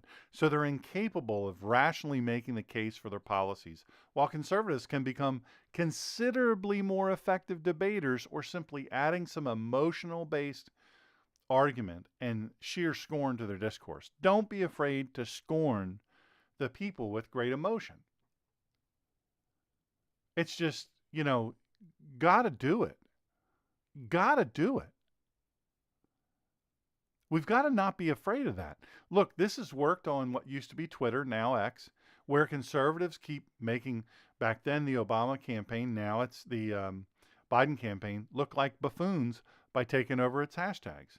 That's what we have to do. We have to become much more savvy in this area. Look, a good tactic is one your people enjoy. Sometimes Republicans get too serious about politics, right?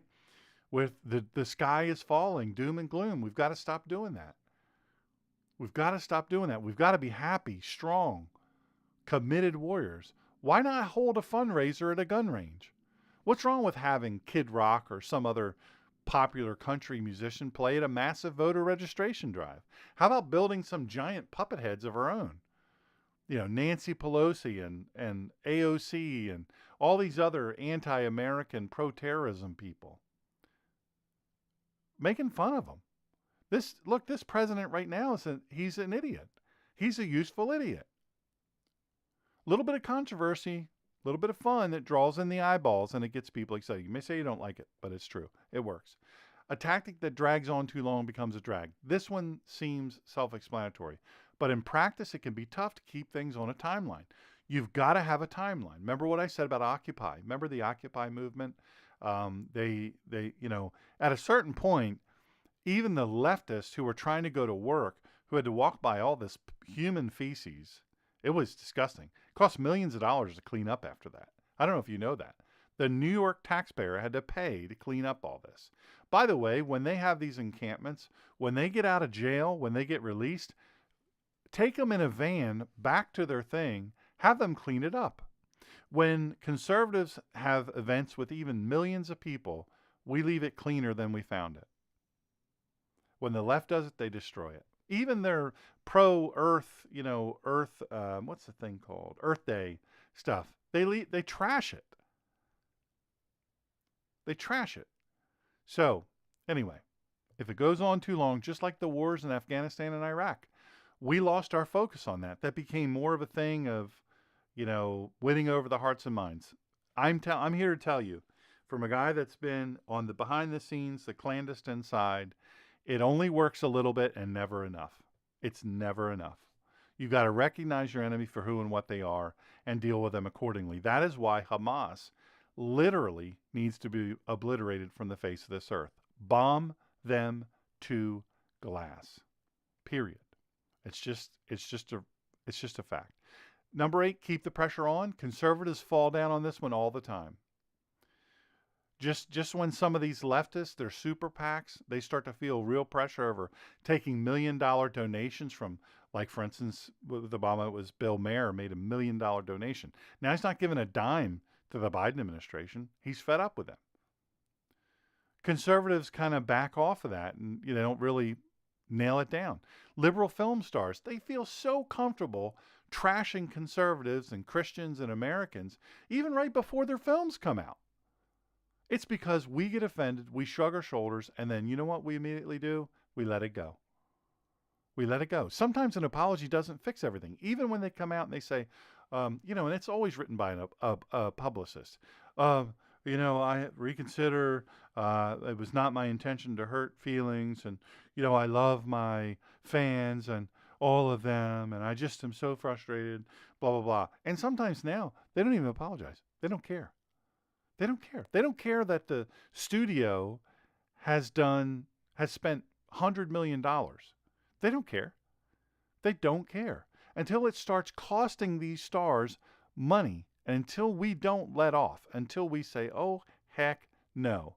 Keep the pressure on.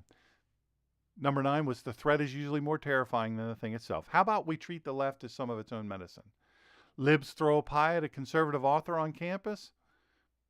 Guess what? We should promise to shower every liberal speaker on the same campus with garbage. They post a conservative address online. We post 2 liberal addresses or 10 liberal addresses online. They hold a protest at somebody's house, then we hold a protest at someone's house. 10 people's houses on the left. They hit one of our politicians with glitter. We hit one of their politicians with coal dust. Liberals have a mentality that says everything we do is harmless, but everything conservatives do is potentially dangerous. And even if we're going to harm conservatives in the process of doing what we're doing, it's worth it. It's more important The cause is more important. They do this, we don't. We're usually too well behaved, right? We're well behaved people. So we don't copy their tactics. Mimic those tactics once or twice. Show them that you're not going to take any crap. Libs will freak out. They start screaming. Soon as you put them on the ground, put their arms behind their back, hog tie them, soon as you hit them with heavy duty pepper mace or whatever, oh, and they have their chants that they do and all this stuff. They're trained. Ignore it. Keep on driving. Keep on pushing. The major premise for tactics is the development of operations that will maintain a constant pressure upon the opposition. Look, when you launch an attack, tie it in as part of a theme and never stop hammering the theme as long as it's true and as long as it works. Remember John Kerry? Remember him? Lurch? He was a flip-flopper. He's a total liar.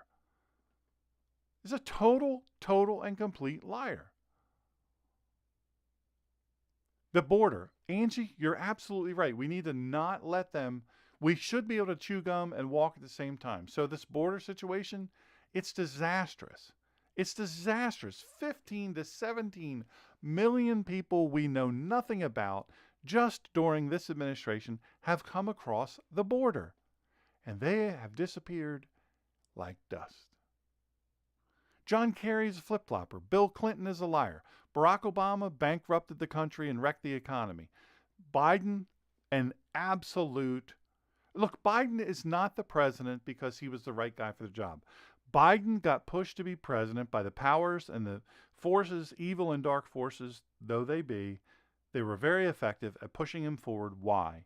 Because the things that worked from the Biden administration and had some level of benefit, he took all the praise. He loves that.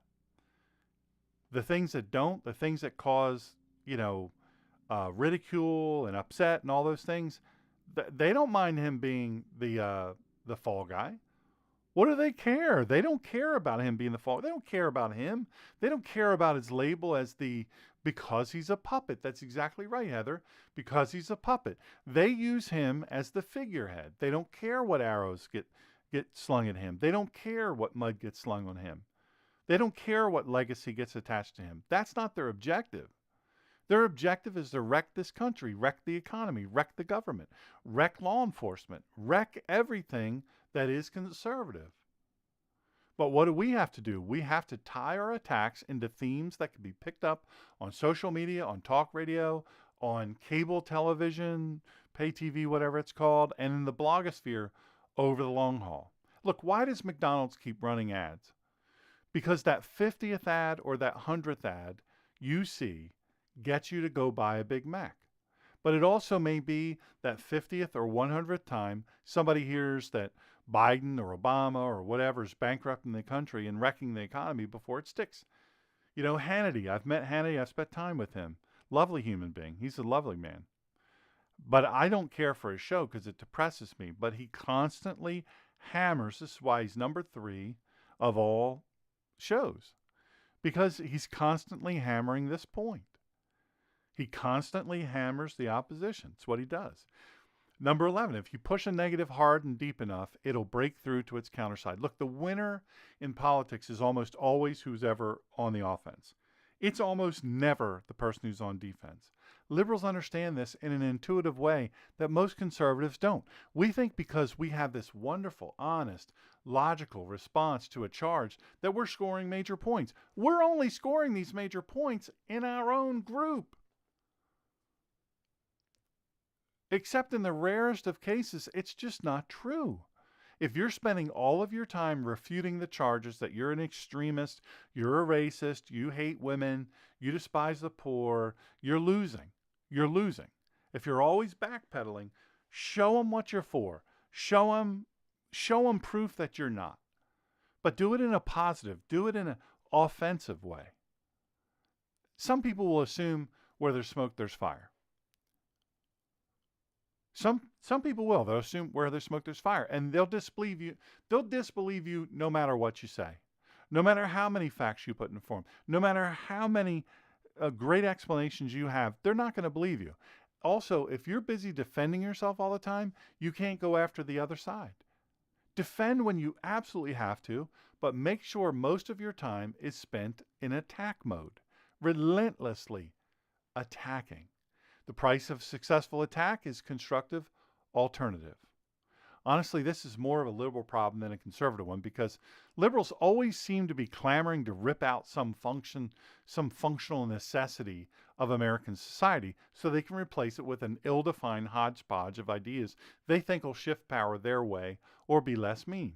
But they're always mean. They're always mean. They're always destructive. They're destroyers. They are not builders. Our ideas we know work when we make them work. So coming up with a constructive alternative is seldom a problem. We always can have that if we put that forward. Number 13, pick the target. I'm almost finished. Pick the target, freeze it, personalize it, and polarize it. Conservatives tend to do well with this one until they get to the last part.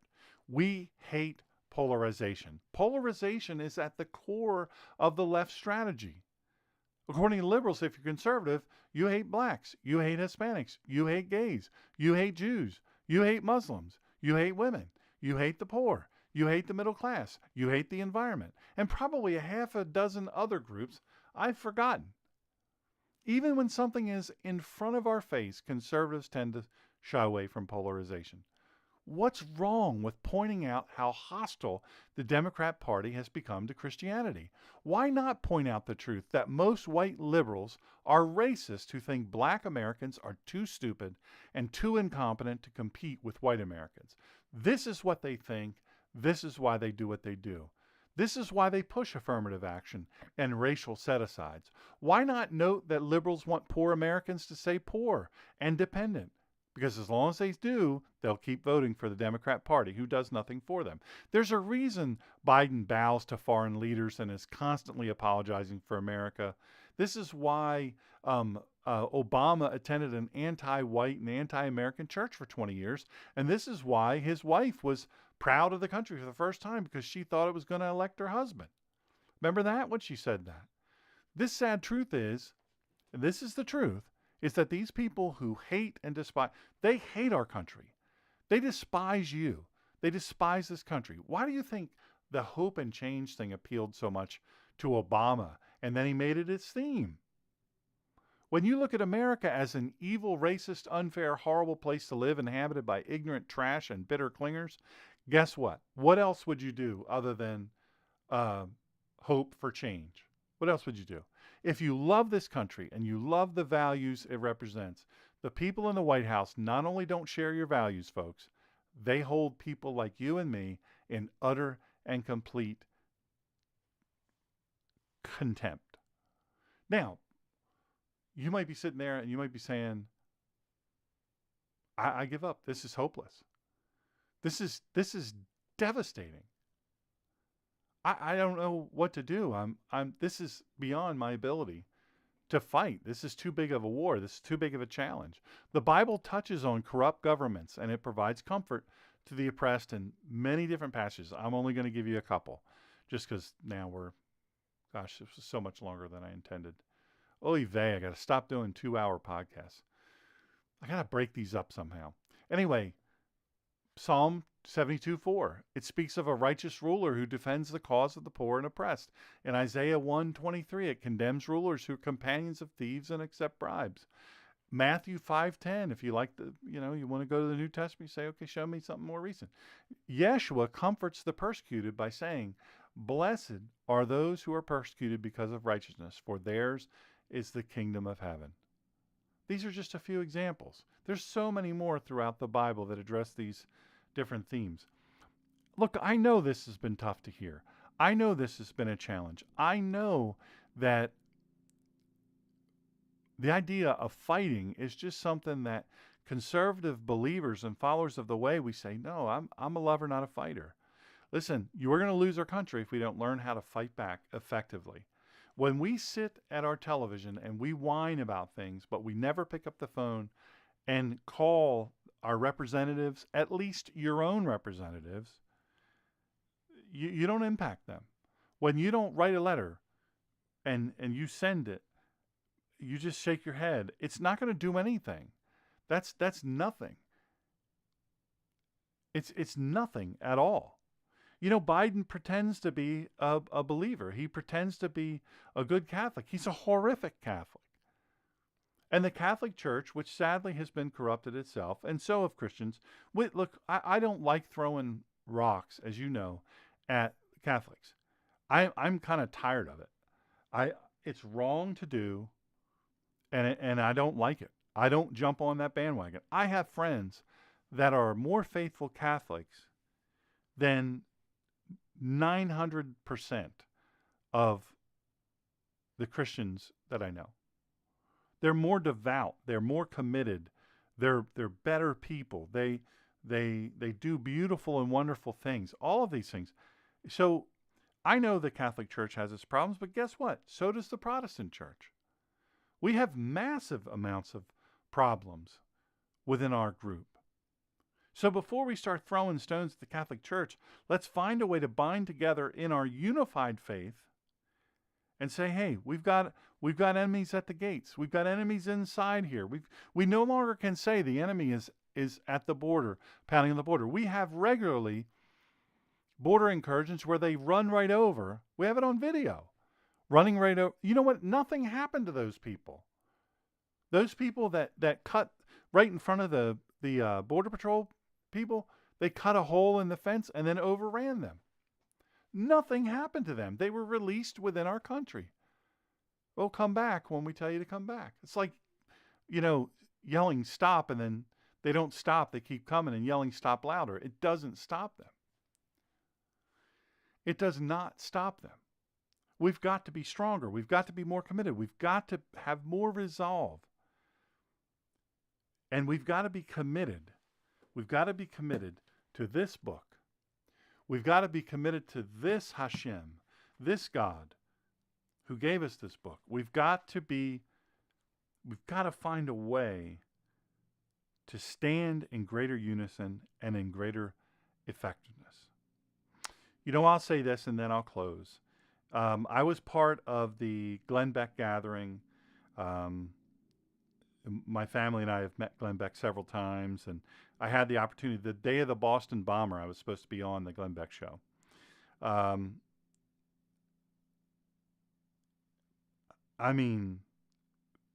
He's a great force. He lost a lot of followers when he converted to LDS, Latter-day Saints Mormonism. And he made his choice. He said, okay, I've studied all the major religions, and this is the one that I can align with the best. He made his choice. I had 286,000 LDS listeners on my show. They were some of the nicest people.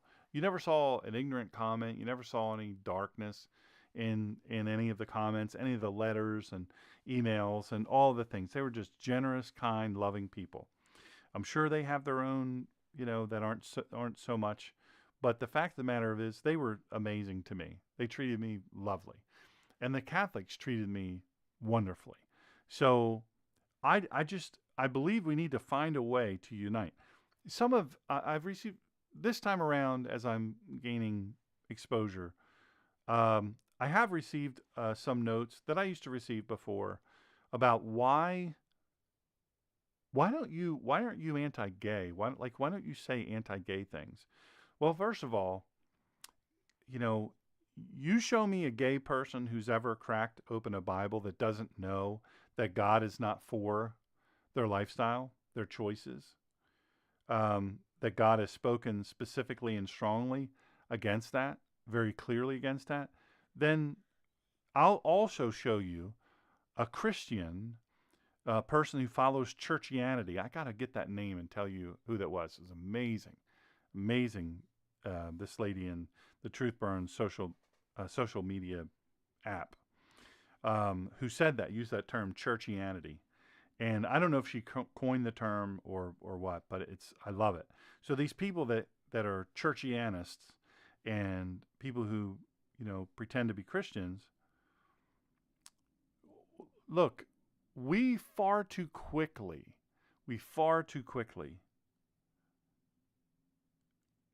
cast rocks. We throw rocks as soon as somebody does something we don't like. as conservatives and as believers, as soon as we see something we don't like, we throw rocks at them. And I remember this when I was, when I was kind of not big, but I had a pretty good sized following. I will tell you, and I'll make this a separate podcast because I want him to come on the show. Um, I was a moderator for a debate for a Senate candidates in Delaware, and one of the candidates was openly gay but conservative. If you don't think that can happen, I got a news flash for you. It happens all the time. There are more of them than you ever will realize. I have gay family members. I have gay, doesn't mean that I say, oh, well, that's, God's not against that. Well, guess what? I'm 50 pounds overweight probably. Gluttony is a sin. Lying is a sin. Porn is a sin. You list all the sins, all the things. Envy and covetousness is a sin. All of these things. Well, I can't throw rocks. I can only say, hey, here's what Scripture says. The guy I want to come on the show, I love the dude. I love him. I love him like a brother. When I'm around him, I love it. He's positive. He's an amazing conservative. He's brilliant. I don't want to say his name because I don't want to get him. He was general counsel for PayPal and other Elon Musk organizations. He was brilliant. He is a brilliant man. And and at this Senate, I was chosen for this because the conservatives, the churchianists, thought, oh well, he'll absolutely, after this, he'll come out and endorse our guy. Well, their guy was a putz. Their guy was just saying whatever it is he thought would get him elected. His answers were, dust in the wind. Whereas the other guy, I'll say his name, Gene Trono. I love him. I'm not ashamed of him. He's my brother. If you want to throw a punch at him, guess what? You're going to have to deal with me. I love the dude. And if I can get him to come on this show, you're going to see why. Bottom line is, they picked me as moderator because they thought that I was going to side with their guy and then come out afterwards and endorse him. Well, I shocked the world when I came out and endorsed Gene. And Gene told me not to do it. He said, brother, they're going to come after you with everything they got. You're going to lose everything you've accumulated. You're following. They're all going to drop away. I don't want to see that happen to you. I appreciate your support. Pull the lever for me. But the bottom line is, if you do this publicly, it's going to cost you massively. Okay, so what? There's lots of things that I have stood for over my time in the pseudo-public eye that Christians and the churchianists didn't like. You can't fall in love with people saying you're great. I appreciate that several of you have said, hey, you're a wonderful guy, good man. I'm not a good man. I'm not a wonderful guy. I'm just a dude. I'm telling you, I am a hungry beggar who found the bread of life, and I want to show as many people where to find it too. That's it. Bottom line. And the fact of the matter of it is, sometimes you make choices that others don't like. One of the problems with conservatives, I'll close with this. One of the problems with conservatives is on the left, they have one enemy, us. On the right, we're constantly in all of our different groups, our different fiefdoms, and we have circular firing squads. And the other thing is, I've lost several really faithful listeners because I've had conversations with them. Look, stop being so sensitive. We're going to have disagreements. We're going to have times where you may not like how I put things. It's not a personal attack. It just is what it is. People, human beings. If you've lived the life I've lived, you'll be shocked I put things as nicely as I do. I've seen some of the worst, the most evil things in this world firsthand that you can possibly imagine. And I'm just telling you, sometimes we disagree. We have to stop picking up all our toys and going home. We have to stop the circular firing squad because when we're doing that, the left is going, ha, big dummies. Stop falling for all these internet trolls who will put something out there allegedly Christian or churchianist and pro-conservative, but in reality, it's a total lie. It's a total lie, and you fall for it. They just want Christians to fall for it. Why? Two reasons. One, clicks. The clickbait that's around, good lands. It's so much of it, and just as much of it comes from the right as it does the left. Those people aren't actually on the right, most of them. Most of them are just trying to get rich. That's bottom line. Bottom line. Anyway, listen, I appreciate all of you. The fact that you gave me time on a Saturday, just amazing. If you like this video, please like and share it. Please click on subscribe if you haven't done it. Put a comment in how you learned about the show, maybe. And really and truly, I know this is long. My friend is right. It's almost 2 hours. But you don't have to watch it all at once, and they don't have to watch it all at once. So anyway, you're right, Leilani. If people don't like me, that is fine. But if I run into them, I will be me and tolerate them. I don't have to like them or live with them, and vice versa. 100%. Listen, when somebody calls you a racist and you know you're not a racist, newsflash, laugh at them. They're punks. When they start calling names, when the left starts calling names, that's when they've lost. That's when they have nothing. They call you Hitler, call you KKK, call you Nazis. Come on.